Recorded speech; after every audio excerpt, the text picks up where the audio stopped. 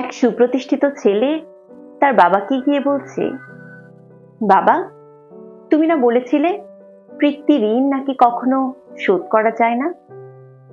তুমি কি জানো তুমি বিগত ২৬ বছরে আমার পেছনে যত টাকা খরচ করেছো, আমি আগামী ৩ বছরে তা পরিশোধ করে দিতে পারবো?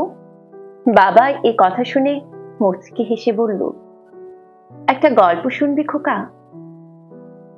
ছেলেটা খানিকটা বিব্রত বোধ করলো, মাথা নিচু করে বলল, হ্যাঁ বাবা বলো। তোর যখন ৪ বছর বয়স, আমি তখন ২০০০ টাকা মাসিক বেতনে চাকরি করি। এত কম টাকা দিয়ে সংসার চালাতে আমার যে কি পরিমাণ কষ্ট হয়েছে আমি কখনো তা বুঝতে দিইনি। আমি আমার সাধ্যের মধ্যে চেষ্টা করেছি তোর মাকে ভালো রাখতে, সুখে রাখতে।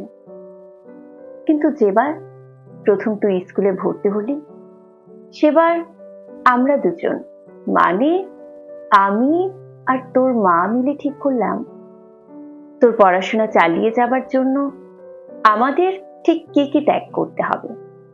তুই যেবার কলেজে উঠলি, সেবার অবশ্য আমাদের অবস্থা মোটামুটি ভালো, কিন্তু কষ্ট হয়ে গিয়েছিল তোর মা অসুস্থ হয়ে পড়ায়। ওষুধের টাকা জোগাড় করার জন্য দিন রাত পরিশ্রম করে, ওভার টাইম করে, পায়ে হেঁটে, বাসে চড়ে, ঘরমাক্ত হয়ে দুর্বিষহ অবস্থায় বাড়ি ফিরতাম। কখনো কাউকে বুঝতে দিইনি, এমনকি তোর মাকেও না। একদিন শোরুমে একটা বাইক দেখে এলাম। রাতে আমি স্বপ্নেও দেখলাম বাইকে চড়ে কাজে যাচ্ছি, কিন্তু পরদিনই তুই একটা ল্যাপটপের আবদার করলি। তোর কষ্টে আমারও কষ্ট হয় বাবা, তাই আমি তোকে ল্যাপটপ কিনে দিয়েছিলাম। আমার তখনকার ১ টাকা, তোর এখনকার ১ পয়সা। কিন্তু মনে করে দেখ, তুই সেই ১ টাকা দিয়ে বন্ধুদের সাথে ঘুরতে যেতি, ব্র্যান্ড নিউ মোবাইলে হেডফোন লাগিয়ে সারা রাত গান শুনতি, পিকনিকে যেতি, কনসার্ট করতি। তোর জীবনটা ছিল স্বপ্নের মতো রঙিন। আর তোর থেকে ১০০ টাকা নিয়ে এখন আমি কি করি জানিস? সুগার মাপাই। আমার অনেক কিছু খাওয়া বারণ, মাছ খেতে পারি না, মাংস খেতে পারি না। তোর এত টাকা দিয়ে আমি কি করি বলতো? তাই তোর সে টাকা দিয়ে আমি স্বপ্নের জাল বুনি, আর সেই স্বপ্নে আমি বাইকে চড়ে সারা শহর ঘুরে বেড়াই, বন্ধুদের সাথে সিনেমা দেখতে যাই, তোর মায়ের হাত ধরে তাঁত মেলায় যাই। বাবারা নাকি খারুস হয়, আমিও আমার বাবাকে তাই ভাবতাম। বাবারা হয়তো তাদের ভালোবাসা সন্তানের প্রতি প্রকাশ করতে পারে না, কিন্তু তাদের দায়িত্ববোধ থেকে কখনো ১ পা বিচ্যুত হয় না।